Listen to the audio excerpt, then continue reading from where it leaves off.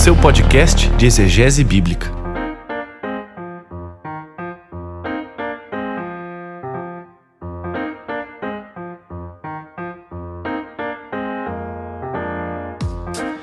Olá pessoal, aqui é o Paulo Oni, bem-vindos a mais um episódio do podcast Contexto, o seu podcast de exegese bíblica, episódio de número 17.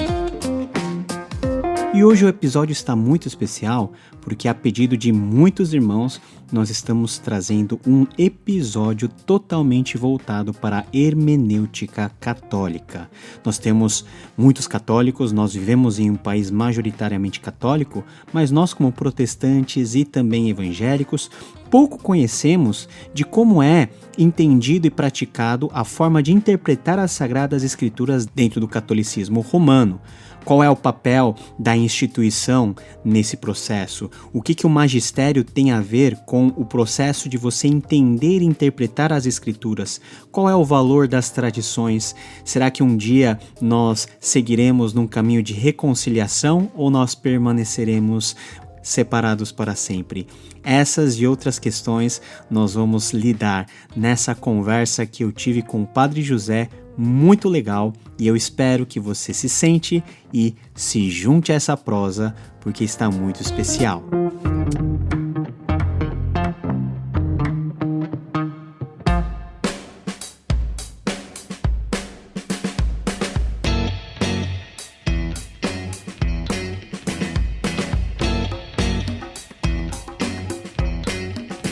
Pessoal, é uma alegria e satisfação muito grande receber aqui no podcast Contexto a presença ilustre do Padre José, que é um pároco que está servindo lá em Osasco.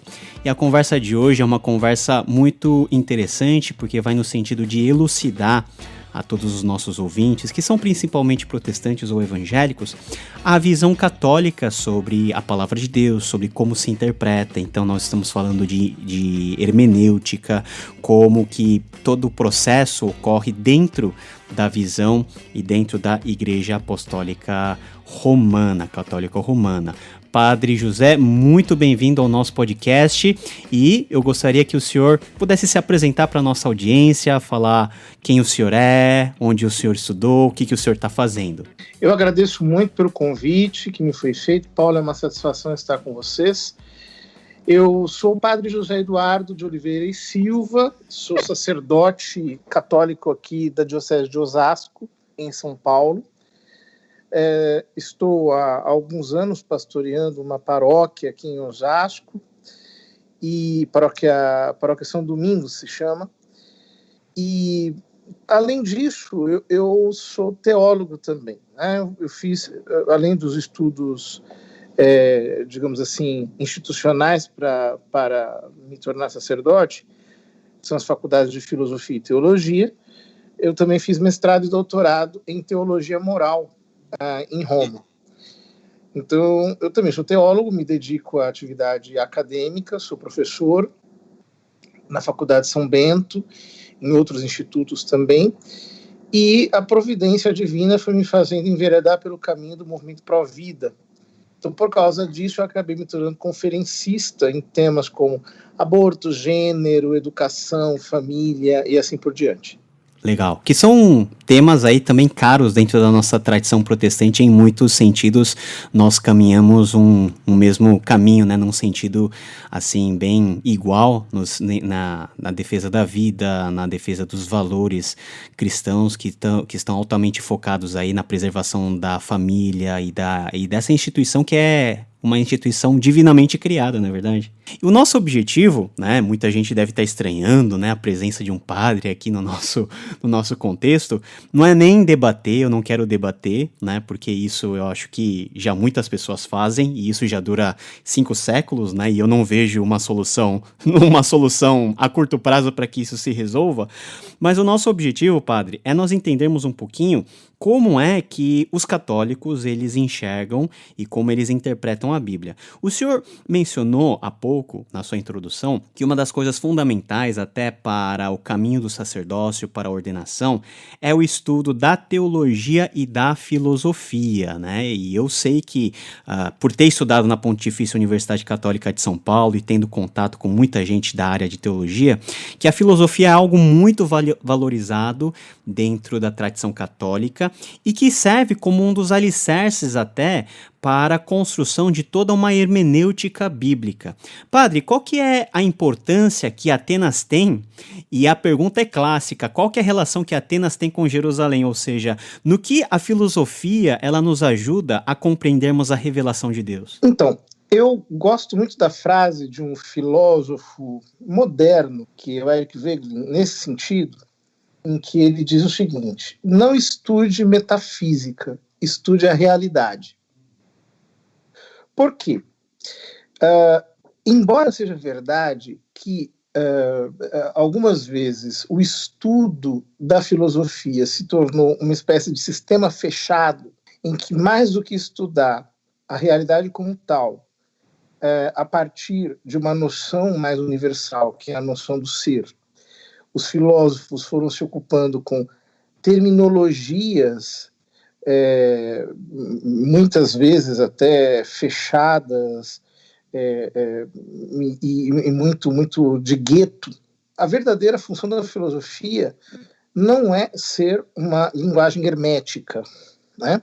Ela deveria nos fazer enxergar a realidade, ou ela deveria desenvolver o nosso intelecto para que nós conhecêssemos a realidade. Ora, como a revelação divina ela não se dá com uma superestrutura na realidade, mas ela é como que um fato que nasce na realidade e o transcende. Então, não deveria existir nenhum choque ou nenhum tipo de dialética entre a realidade e a revelação. Então, na minha opinião, esse é mais um dilema aparente do que um dilema real. É um falso dilema, no sentido de que, desde que eu entenda muito bem qual é a função da filosofia, eu não tenho muita dificuldade de perceber a continuidade, embora com uma transcendência de nível, entre ela e a revelação divina e a teologia que a elabora em termos racionais, né? Uhum. Então seria correto dizer que a teologia católica de alguma maneira se apropria da metodologia da filosofia para poder enxergar de uma forma real a revelação que se dá de forma concreta na nossa realidade e no mundo? Em parte sim, como a linguagem filosófica ela foi criada para, digamos, amoldar-se à realidade, e a revelação divina não é um elemento que seja, digamos assim, dialeticamente oposto à realidade, mas ela transcende a realidade. Então, nós podemos sim ter o uso de uma terminologia filosófica, embora a terminologia teológica também transcenda, porque, como dizia Santo Anselmo, fides querens intellectum. Então, a fé requer o intelecto. Então, a própria fé cria um tipo de linguagem que não necessariamente está, digamos, em antagonismo com a linguagem filosófica, porque a graça não está em antagonismo com a natureza. Legal. E isso está muito relacionado com até a visão católica sobre a revelação de Deus, não somente nas Escrituras, mas também em todo o universo, em toda a estrutura criada, né? Algo que nós, dentro do contexto evangélico, nós falamos de uma certa teologia natural. Será que a filosofia nos ajuda a... Porque essa é a nossa dificuldade, né? Padre, com relação dentro do evangelicalismo, dentro do protestantismo, nós aceitamos a palavra de Deus como única fonte de revelação segura que conduz o homem à redenção por meio de Cristo Jesus. É possível que a filosofia, né, e também a forma de se interpretar a Escritura Sagrada, dentro da concepção católica, nos abra espaço de enxergarmos uma graça peculiar divina dentro da ordem criada, para que a partir dessa ordem nós possamos chegar ao conhecimento do Criador, ao nosso Senhor Jesus Cristo, ou também, dentro da perspectiva católica, é uma condição essencial nós termos, paralelo a isso, o apoio, né, e o suporte da Escritura Sagrada. Então, aqui é um debate que realmente ele é bastante, na minha opinião, teologicamente elevado, né? É um debate de alta teologia e que me parece que não está suficientemente esclarecido, inclusive porque nos últimos séculos nós tivemos sempre tendências dialéticas na teologia. Por causa disso, nós tivemos, de um lado, uma tendência extremamente naturalista, que tende a rebaixar a graça ao nível da natureza. E isso depois foi se consolidando em teologias históricas, em que parece que a revelação divina ela acontece no processo histórico imanentemente, e que depois, quando isso se casou com a filosofia hegeliana, então se tornou um problema, porque esse Deus que se revela na história, imanentemente, ele vai também se revelando dialeticamente. Então, sempre se mostrando nas contradições. E, obviamente, quando esse historicismo naturalista ele caiu, digamos assim, nos braços de uma determinada teologia política, sobretudo na Alemanha, e isso descambou para o que depois a gente chama de teologia da libertação, que, na verdade, é uma naturalização da graça, ou seja, não há o sobrenatural. Então, parece que a revelação ela acontece nos eventos históricos, e, nesse caso, as escrituras seriam apenas a consignação humana desses elementos históricos, que depois da teologia da libertação serão interpretados como a luta de um povo oprimido pela sua própria redenção, né? Personificada em Jesus de Nazaré. Isso é muito comum, porque também dentro da tradição protestante nós tivemos esse viés de teólogos liberais que tolheram, né, todo o aspecto sobrenatural e histórico daquilo que foi revelado, jogando o cristianismo como algo dentro do processo até de próprio desenvolvimento humano, na verdade, de acordo com aquilo que o senhor mesmo pontuou, e que nos levou a situações onde o próprio relacionamento, né, as próprias dinâmicas sociais são interpretadas dessa forma e como algo inerentemente humano e apenas humano, né? Exato. Agora, você veja que interessante, né? Nós tivemos, no século XIX, o surgimento de uma certa ciência exegética de viés naturalista, racionalista e assim por diante, que, herdando a ideia de que a Bíblia é um sistema fechado, sem referência a alguma realidade, acabou depauperando-a até ela se tornar um texto histórico, historiográfico, a ser analisado apenas como texto. Ou seja, desreferenciado, seja do aspecto sobrenatural, seja do aspecto realmente real, como que reduzido a um conjunto de palavras que foi sofrendo erosão ao longo do tempo. Com isso, né, na época, no século XIX, isso começou a trazer influência sobre a Igreja Católica. Vejam que o método histórico crítico, ele sempre foi rechaçado pela Igreja no século XIX. O Papa Pio IX, por exemplo, ele tinha verdadeira alergia, ele dizia que isso ia destruir a teologia, isso ia acabar com a teologia, né? São Pio X, depois, ele faz uma abertura pequena, mas ao mesmo tempo preservando, digamos assim, o caráter inspiracional das escrituras como prevalente, e olhando com extrema desconfiança para todos os métodos exegéticos, né? Justamente por esse caráter, digamos, desmistificador que eles tinham. Depois, entendendo o desmistificador como, enfim, iconoclasta, como, no fundo, apóstata, algo desse tipo, né? Depois, o Papa Pio XII escreve uma encíclica chamada Divino Afflato Spiritu, em que ele redime o método histórico crítico, aliás, porque aquele ponto rei já estava nu, e havia muitos teólogos católicos que já tinham abraçado o método histórico crítico. Ele tinha, por assim dizer, se imposto mesmo cientificamente, e já não era mais possível ignorá-lo no âmbito da teologia. E só que ele tentou redimensioná-lo teologicamente, ou seja, ao invés de a exegese ser tratada como uma ciência independente, que trata o texto sagrado desreverentemente, apenas como letra morta, ele impulsionava o surgimento de uma verdadeira teologia bíblica, né?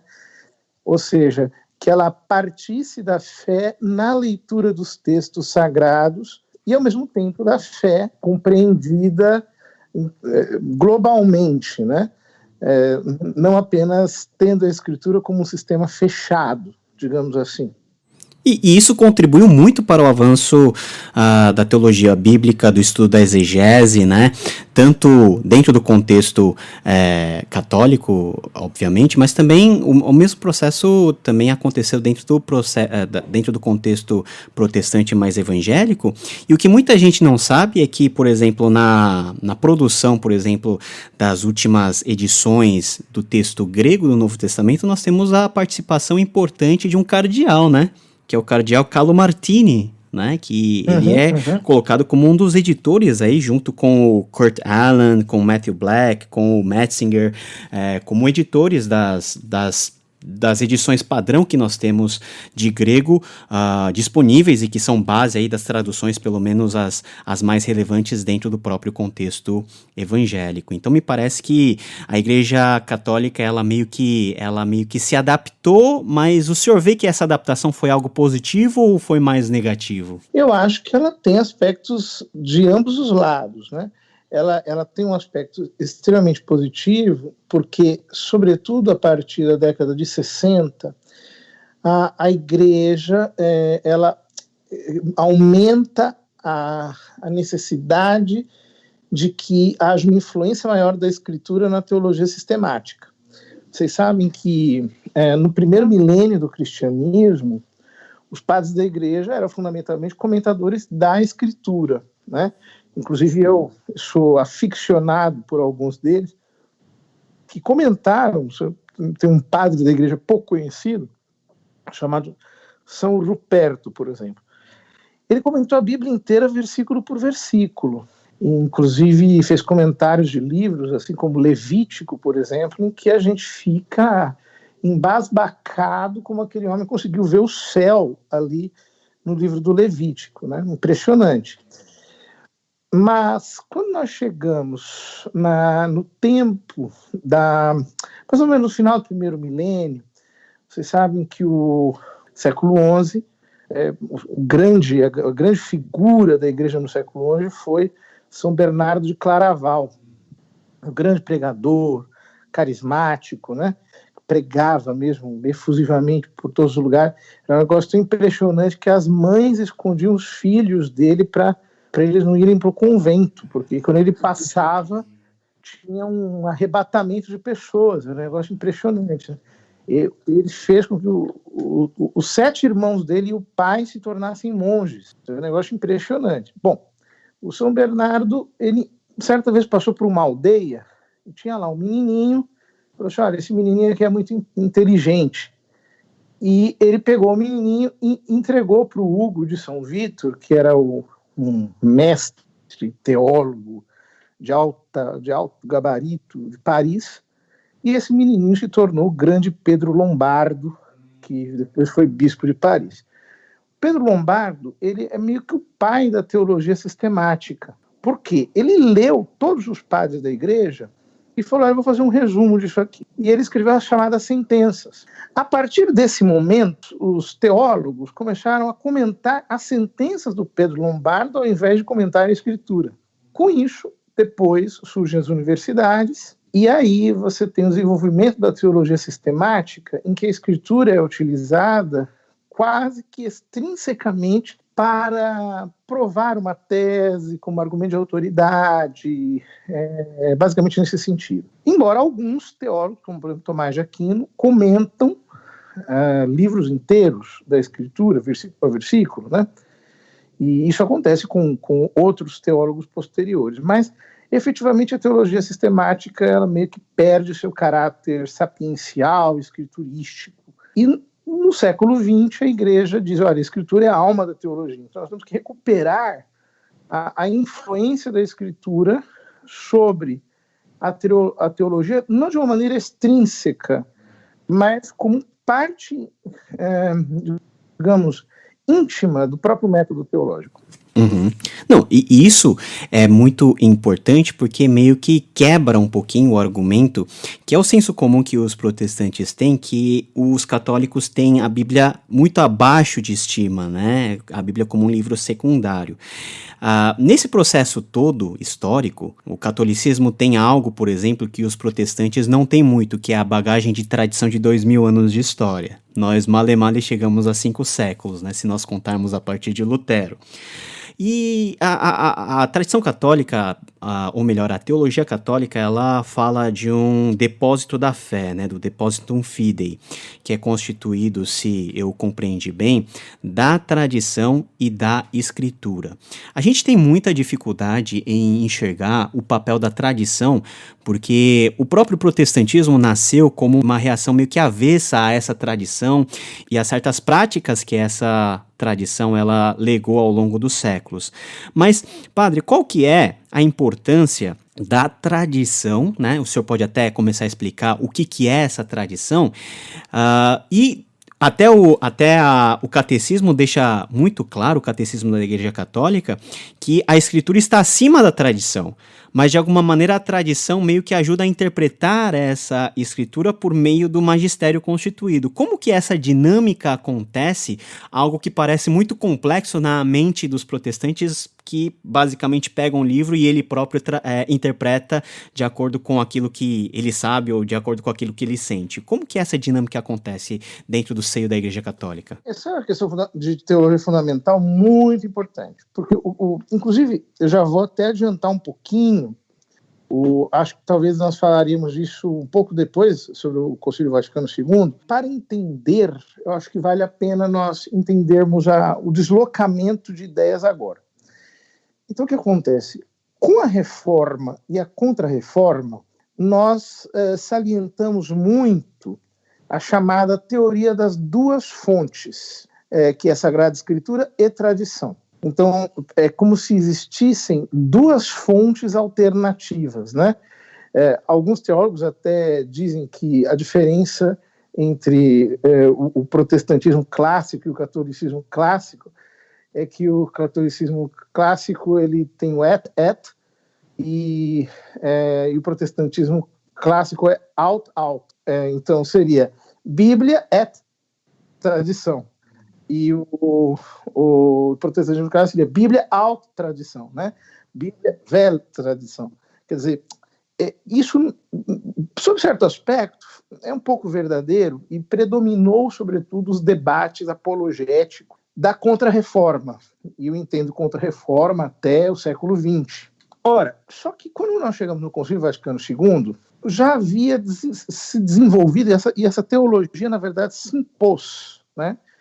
Que é a chamada teologia da única fonte. E o que significa a teologia da única fonte? A teologia da única fonte, ela entende que a revelação divina é um evento, né, constituído de fatos e palavras, que é anterior à Sagrada Escritura e anterior à tradição, e da revelação divina, que é a única fonte, nós temos como que emanando o grande rio da tradição apostólica. Parte dessa tradição foi consignada com o carisma da inerrância exclusivamente na Sagrada Escritura.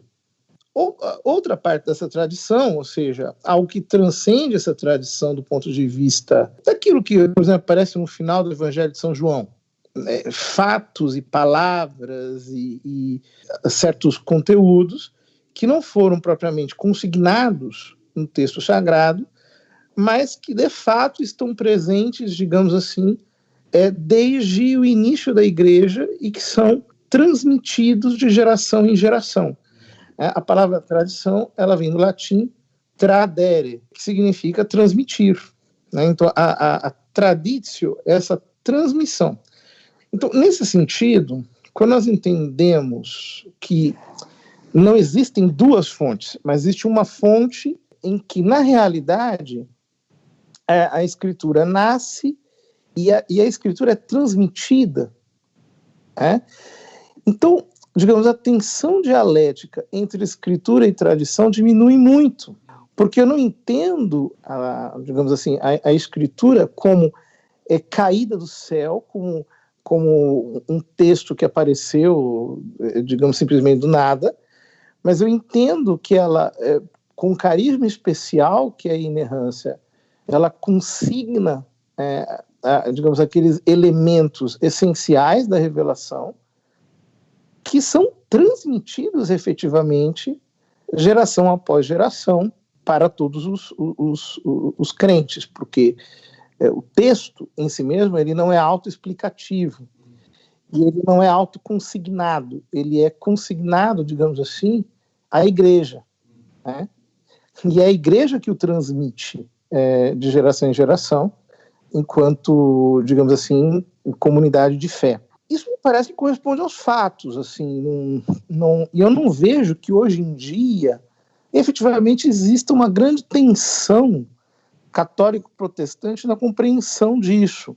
Obviamente, existem ainda resquícios apologéticos de uma discussão precedente, mas a tendência, pelo que eu entendo, é que tudo isso, aos poucos, seja vagarosamente esclarecido.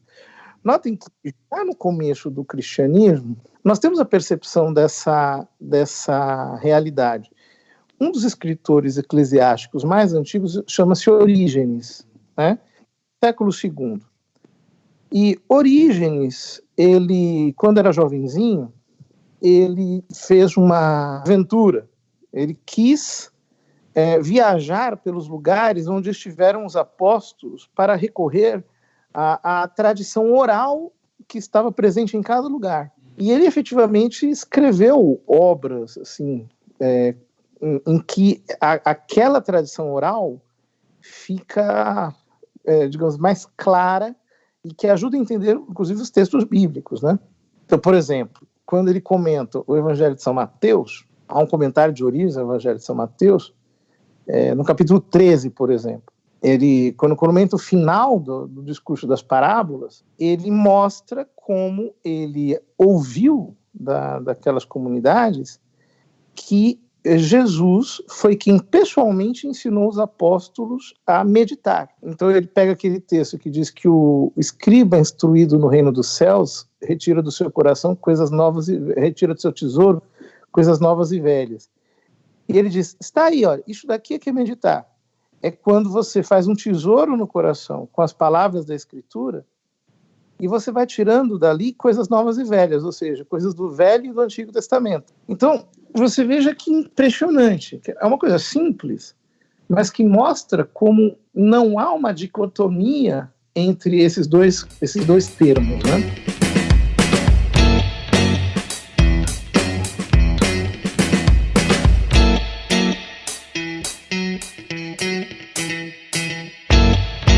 Qual que é o propósito, então, dentro da compreensão em que a tradição permaneça algo não muito bem sistematizado, né, pelo menos no seu início, e que vai sendo desenvolvido na história, andando em paralelo, na sua visão, de mãos dadas com a revelação normativa escrita, que é a Sagrada Escritura?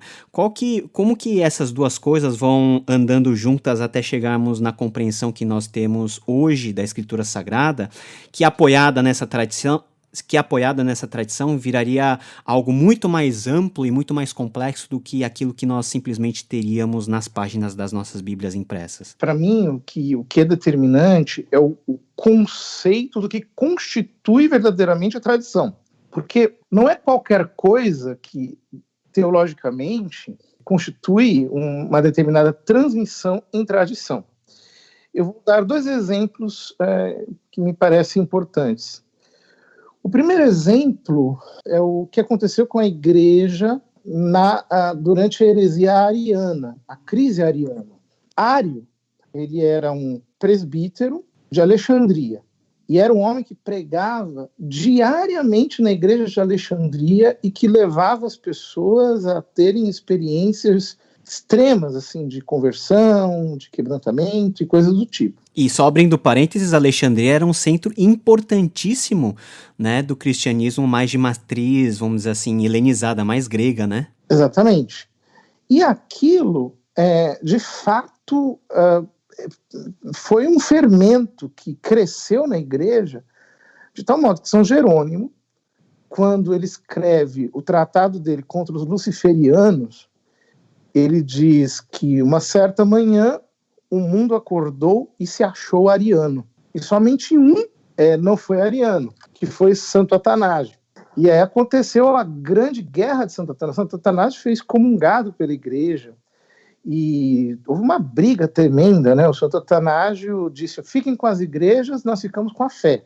Nós não vamos voltar atrás. E com aquele pequenino rebanho que eles tinham, o Santo Atanásio conseguiu devolver à igreja a tradição. Ora, um padre da igreja, um pouquinho posterior, chamado São Vicente de Lérins, escreveu um livro chamado Comonitório, que ele é um livro que ele diz o seguinte, no fundo o que ele está querendo dizer? Ele está dizendo o seguinte, olha, essa coisa da crise ariana foi uma coisa tão absurda e tão perigosa que nós precisamos escrever um manual de como proceder quando chegar uma crise de heresia. E aí ele diz, então sou eu que vou escrever esse manual, e ele escreveu, que é o Comonitório. E aí, nesse livro Comonitório, ele estabelece os 3 critérios, quer dizer, o livro é bem complexo, assim, é muito interessante, vale a pena ler. Mas nesse livro, ele estabelece os 3 critérios para dizer o que é uma tradição. Ele diz que tradição tem que ser algo que foi criado pela igreja sempre, em todos os lugares e por todos. Uhum. Daí que vem a expressão católico, né, que vem da frase Katholentes ges, né, que é o sentido mais universal da coisa, né? Exatamente.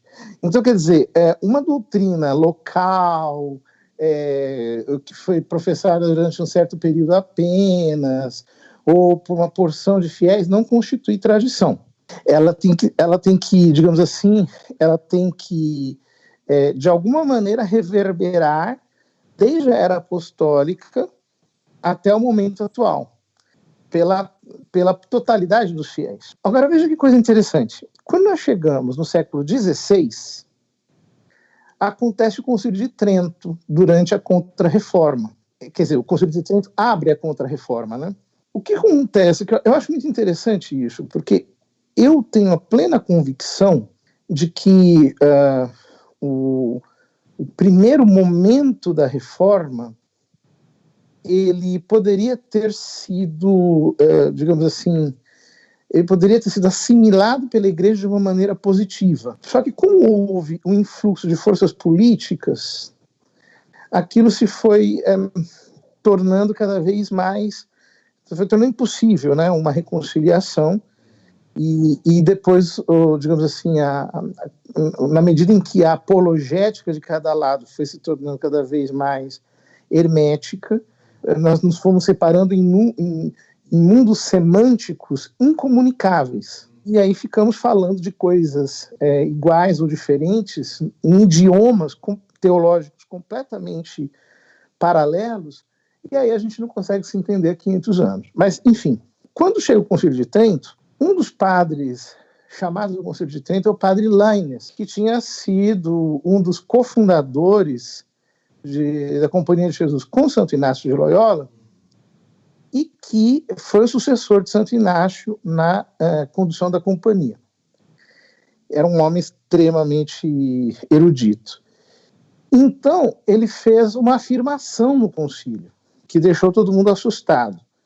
Ele diz, eu juro que não irei citar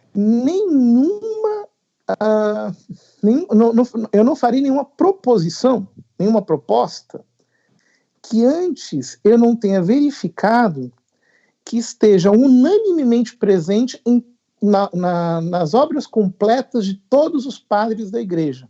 E aí todo mundo ficou meio em pânico. Falou, meu Deus, que juramento é esse, né? Quer dizer, ele vai ler as obras completas de todos os padres da igreja para fazer cada afirmação, né?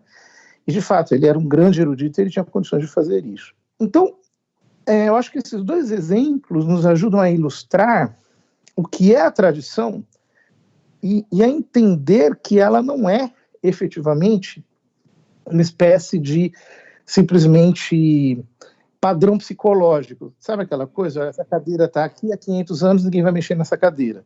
Entendi. Ligado com essa questão da tradição, padre, tem a questão da própria autoridade da igreja, porque dentro da teologia católica, o que é muito importante e é axial é a questão da sucessão apostólica e de como isso se desenvolve até hoje e como isso ganha corpo no que os católicos chamam de magistério e como esse magistério tem, se eu entendi bem, a exclusividade, né, de se interpretar tanto a palavra escrita, que são as Sagradas Escrituras, quanto a tradição.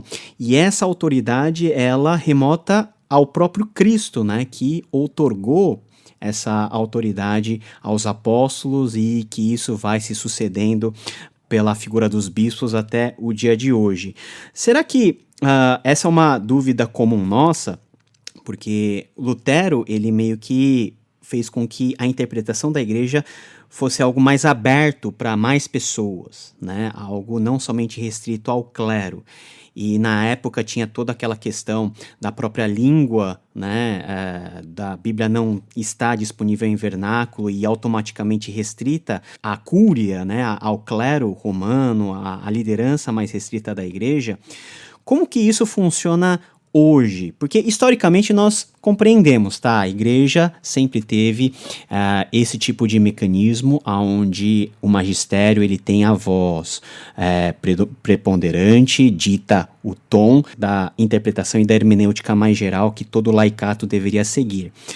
Isso se traduz hoje como ainda algo ferrenhamente observado, ou existe uma flexibilidade do laicato abrir a sua Bíblia e refletir de acordo com o que o próprio Espírito Santo inspira ou ilumina, porque é uma doutrina também fixa dentro do catolicismo que é o Espírito Santo que inspira e que é o intérprete dessa escritura.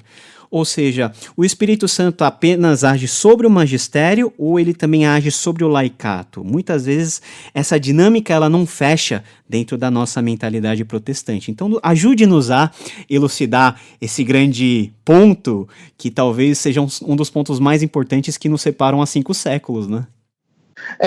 Eu acho que aqui, mais uma vez, nós estamos bem num alto debate de teologia fundamental, em que, na verdade, isso demandaria um concílio, né, para resolver um concílio pan-cristão, assim, né, com muita sinceridade, com muito coração convertido. Muita honestidade, Deus, né? Muita honestidade, etc. Mas, digamos assim, no nosso âmbito aqui, ping-pong, não no âmbito conciliar, eu entendo a coisa mais ou menos assim. Então, eu acho que há uma diferença aqui no que nós chamamos de papel do magistério, né?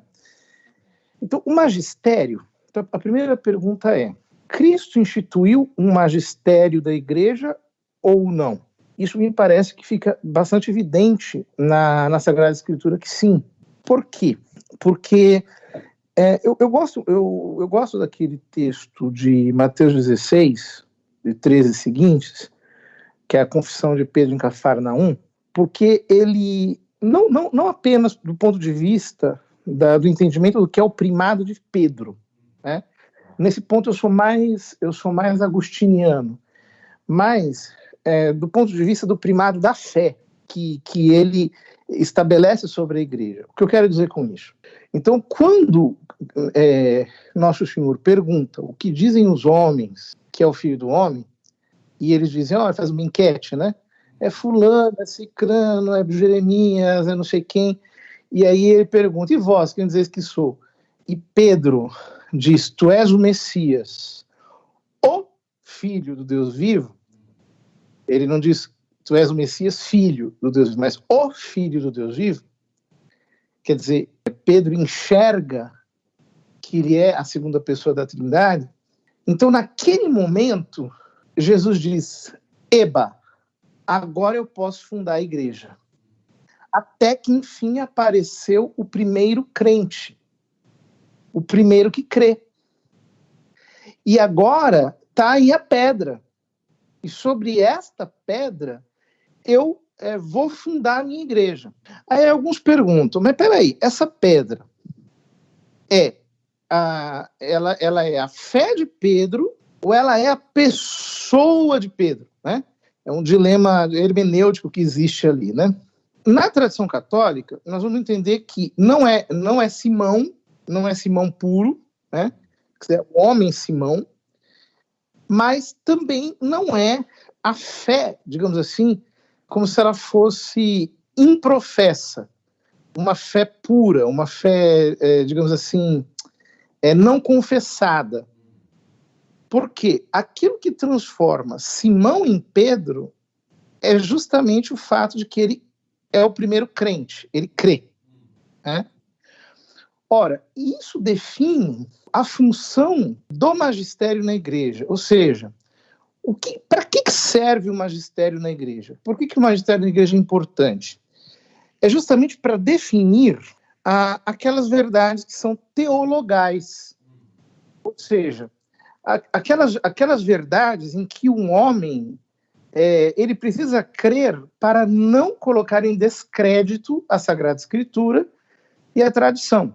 Mas isto não se faz de qualquer modo, quer dizer, não é que digamos, o magistério ele tem um poder absoluto. Ele tem um poder supremo, porque efetivamente ele tem o poder de definir, né, o que nós devemos crer, do ponto de vista dogmático, mas é um poder mínimo, né? Porque não é que todo dia você está fazendo um dogma. Quer dizer, isso aconteceu fundamentalmente no primeiro milênio algumas vezes, e depois no mais, aconteceu pouquíssimas vezes ao longo da história, né?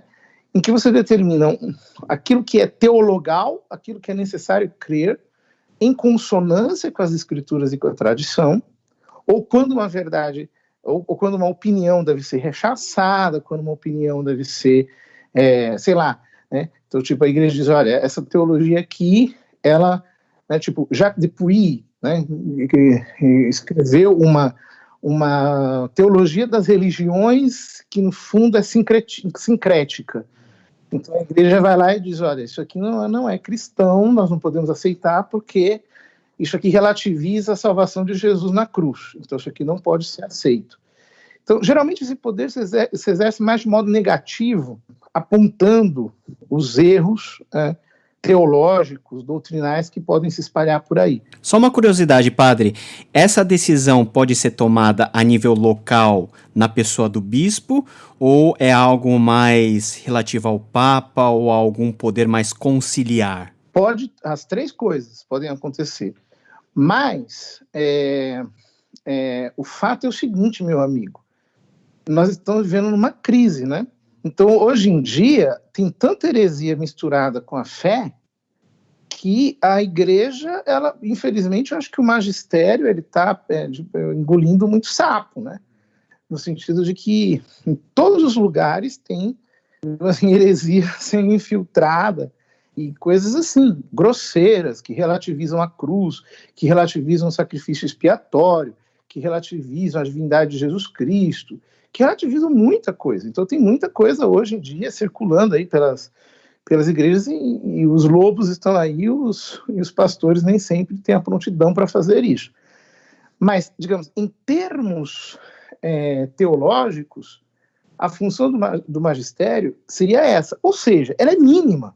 Quer dizer, isso significa que não há uma oposição ao fato do exercício do magistério e de que o fiel leia a Bíblia e que ele receba inspiração do Espírito Santo para a vida dele, para a oração, para a sua intercessão, a sua batalha espiritual, o seu crescimento espiritual, uma revelação piedosa que ele possa receber, algo que ele está aprendendo de Deus. Então, não há uma contradição entre uma coisa e outra, porque a função do magistério ela está muito delimitada, né? Quer dizer, por exemplo, se um Papa chegasse hoje e dissesse assim, Jesus Cristo não é Deus, eu declaro isso com o meu poder de Papa. Aí ele tem que ser empichado, né? Não é nem pichado, é pior do que isso, porque quando ele cai em heresia, ele perde num só segundo não apenas a condição de Papa, mas ele perde a condição de cristão, ele é excomungado automaticamente, ele mesmo se excomunga. Em que alguém que fosse exercer digamos assim, o direito, até uma criança poderia tirá-lo do trono de Pedro, digamos assim, né? Isso é uma dúvida até que muitos protestantes têm em relação à autoridade papal, porque a gente tem na nosso inconsciente aquele negócio da infalibilidade, né, papal, e muitas pessoas confundem essa infalibilidade como um poder absoluto que o Papa tem sobre toda a igreja, inclusive sobre a tradição e inclusive sobre a própria escritura sagrada, né? Não, de modo algum, quer dizer, o poder dele é sobretudo defensivo. Então ele deveria defender a igreja contra as heresias. Por quê? A unidade da fé e do conhecimento do Filho de Deus é o alvo para o qual nós tendemos, digamos assim, né? Então, nós, todos cristãos, deveríamos olhar para a nossa, digamos, discordância na fé com grande pena, porque o certo mesmo seria que nós conversássemos até todas as nossas ideias serem resolvidas. Só que o que acontece? Nós criamos ideologias entre nós, e essas ideologias, elas começam a justificar todo tipo de, digamos assim, divergência. Então as divergências, elas se tornam um valor. Isso não existia na igreja até o século XV, XVI, né? Até então, a gente resolvia as coisas de maneira conciliar. E esgotávamos as questões até o fim, até que elas ficassem claras, né? É claro que com, digamos assim, a depauperação intelectual, a depauperação teológica, isso se torna cada dia mais distante, até, né, sob certo aspecto. Talvez só Jesus Cristo voltando, ele vai poder dizer, olha, é o seguinte, você pensa assim, né? Então, o certo é isso e aquilo, né? Talvez... Seria tão mais fácil, né? Talvez seja só desse jeito. Mas o fato é que a unidade da fé, para nós, deveria ser importante. Nós deveríamos entender isso de um jeito, com uma grande pena. Falar assim, poxa vida, né? Por que nós estamos em universos semânticos diferentes? Como é que nós podemos resolver isso? E essa seria a função do magistério. Seria, digamos assim, conduzir esse processo de harmonização, de correção, se fosse necessário, etc. Mas, infelizmente, nós vivemos em tempos de crise, né?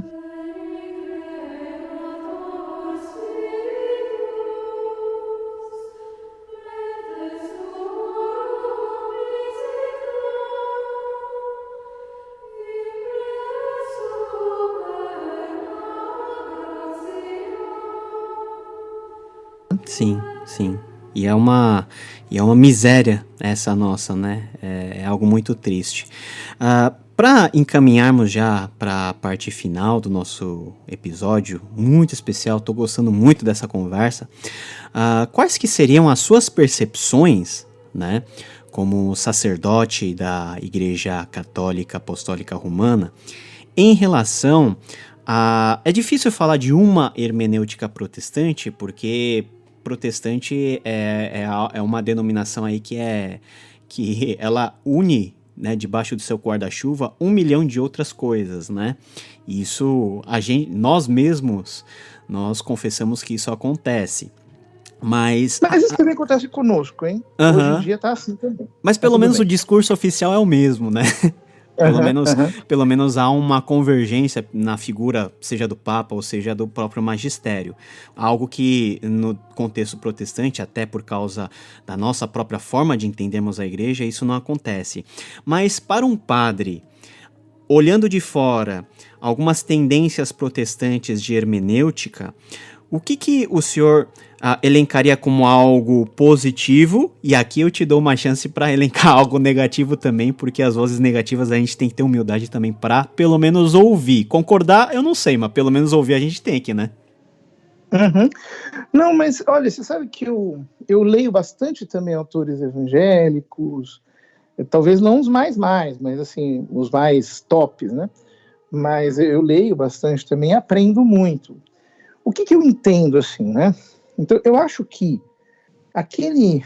É porque, pelo que eu... Não sei, pode ser que eu esteja errado na minha visão histórica, mas eu entendo, assim, que na história da igreja evangélica, protestante, nós temos algumas fases que, de fato, foram intervenções, assim, que foram mudando o jeito de ler a Bíblia.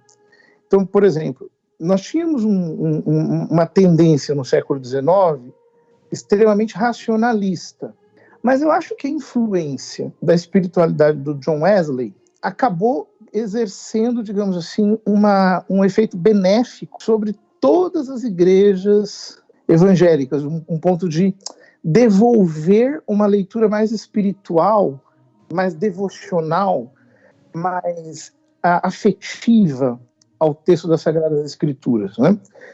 E alguns autores, alguns pregadores, sobretudo, puritanos e pietistas, e eles foram exercendo um certo efeito benéfico, digamos assim, em oferecer um contrapeso àquela leitura, digamos, seca e crítica do texto sagrado. Quando nós chegamos ao século XX, embora tenha havido, digamos assim, alguns teólogos e até alguns autores de Sagrada Escritura que mantiveram aquela espécie de tradição um pouco mais seca, fria e pouco, enfim, pouco crente do texto sagrado, eu acho que prevaleceu uma leitura devocional, piedosa, que foi bem compaginada com os estudos técnicos. De tal modo que eu aprendi muito lendo comentadores evangélicos de ponta e que, de fato, conhecem o texto bíblico. Eu acho que essa é uma grande contribuição que nos foi dada. São especialistas realmente de ponta nos escritos e que nos ajudam muito. Também do lado católico, tem teólogos bíblicos que são fantásticos. Por exemplo, eu sou apaixonado pelo C.V. Pinkers, né, que é um dominicano, que ele comentou o Novo Testamento de um jeito tão maravilhoso, que realmente, eu tenho algumas obras dele aqui, são enfim, um negócio elevado mesmo, muito bom. O que eu acho que é negativo é que, efetivamente, não há um mútuo enriquecimento muito favorecido, em que nós peguemos as nossas contribuições e os nossos autores e coloquemos na mesa para, de repente, dissolver algumas incompreensões, alguns temas que parecem espinhosos, mas, na verdade, não são tão assim, né?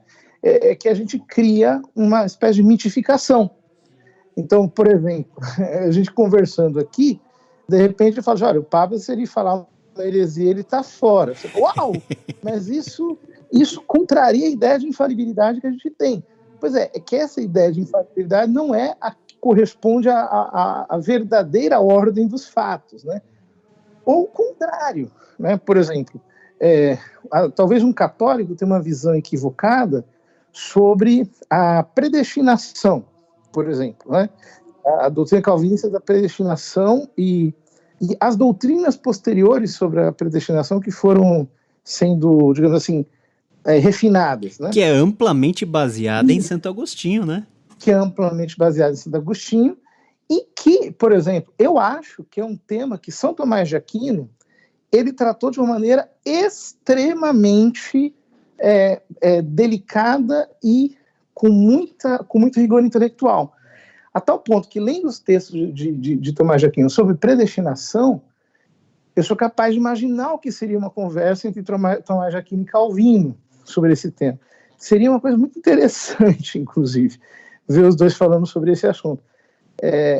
Tem uma carta em que Tomás de Aquino ele responde uma pessoa sobre o tema da predestinação que desmistifica muito as nossas ideias mútuas sobre esse tema. Então, o que eu acho que poderia acontecer mais é isso, né?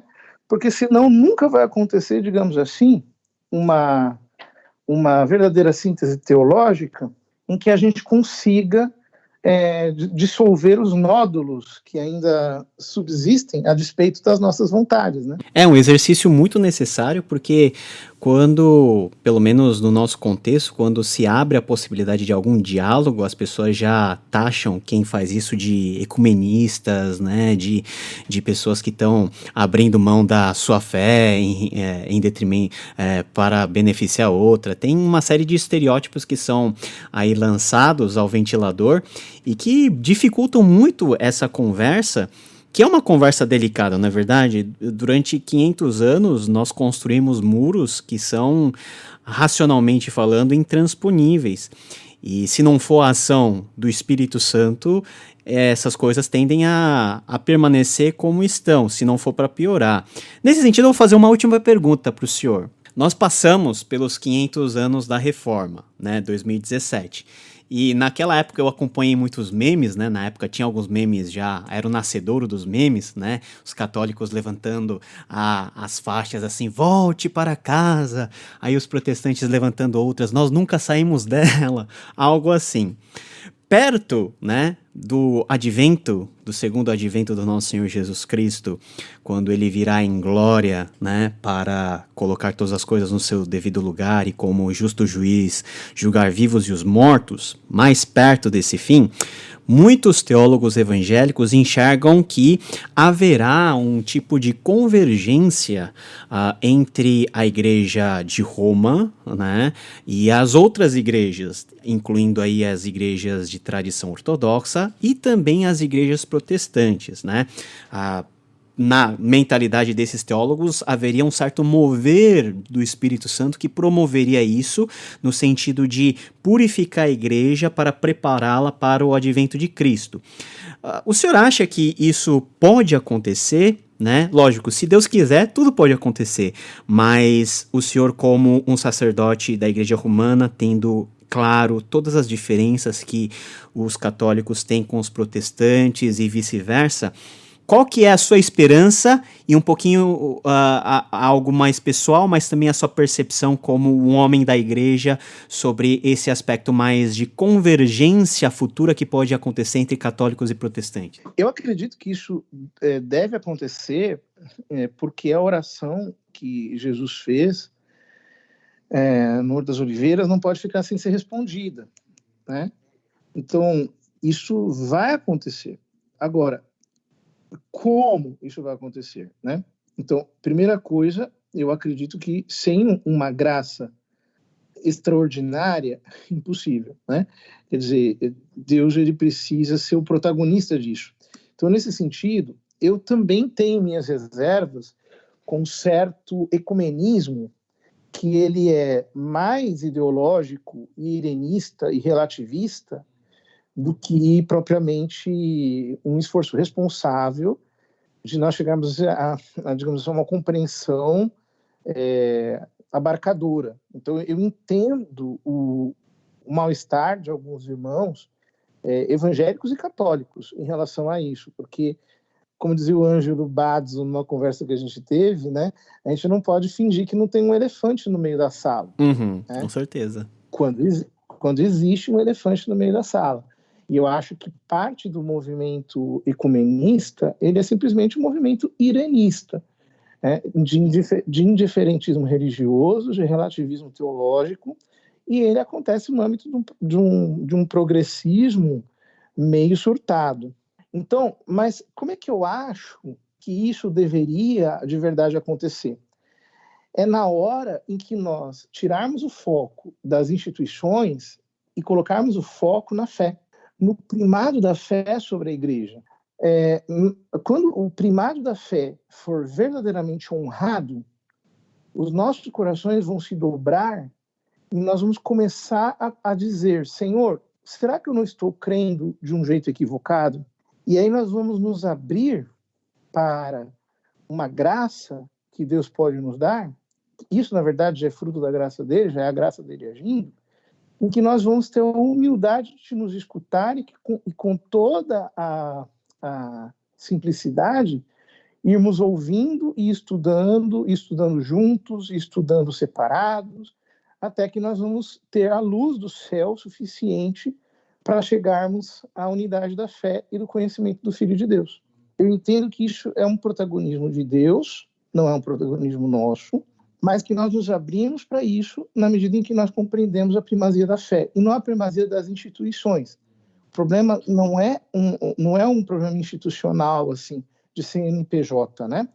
O problema é que as instituições, elas no Novo Testamento, elas têm que ser moldadas pela fé e não o contrário.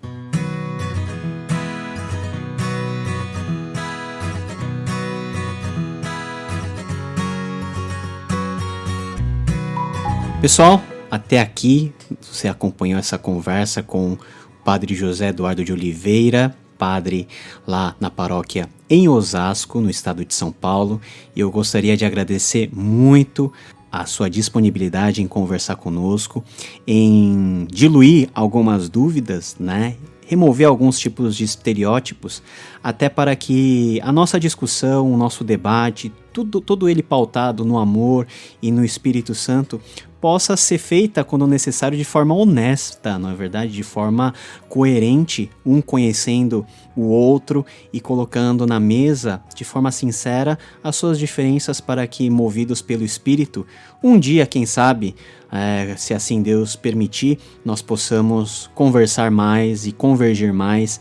E aí, agindo Deus, todas as barreiras que historicamente foram construídas em 5 séculos, de uma hora para outra podem não existir mais. Muito obrigado, Padre. Eu queria que o senhor deixasse uma palavra de bênção para os nossos ouvintes antes de nós terminarmos essa nossa conversa. Então, eu só queria dizer o seguinte: é uma oportunidade maravilhosa, adorei conversar com você. Queria pedir a compreensão dos ouvintes também, porque numa conversa assim, a gente nem sempre tem condições de falar as coisas com toda clareza e de esgodar os assuntos exaustivamente, né?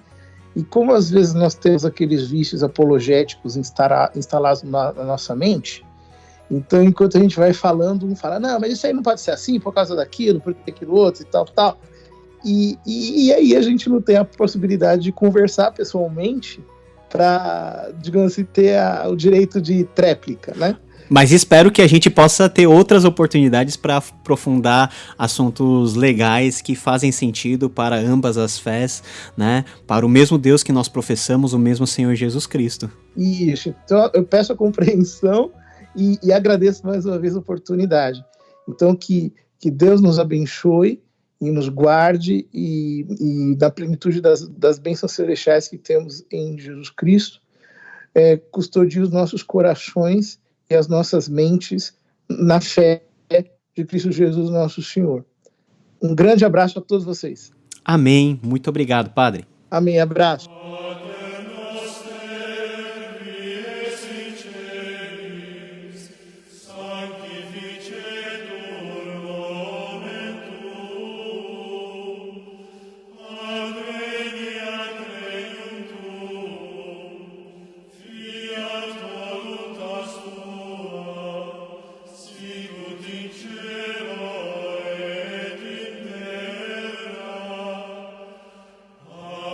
Nostrum